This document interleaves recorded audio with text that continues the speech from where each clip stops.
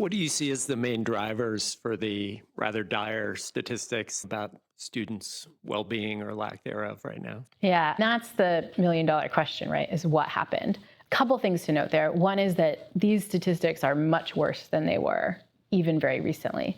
Those statistics about depression, for example, have doubled in just the last 8 years or so. And that tells us something really important about some of the drivers. Those drivers might not be as much as we expect. Things like, well, it's less of a stigma to talk about these things. You're talking about your mental health issues is sort of in the culture right now.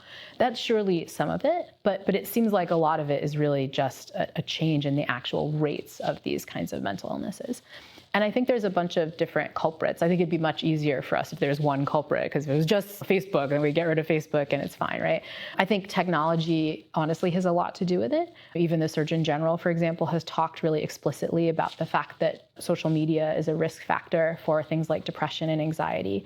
I think beyond social media, just having our technology around is really changing the face of how kids grow up right now. I also think we have to look to how kids are spending their time. They're spending much less time outdoors, much less time in play, much less time having fun.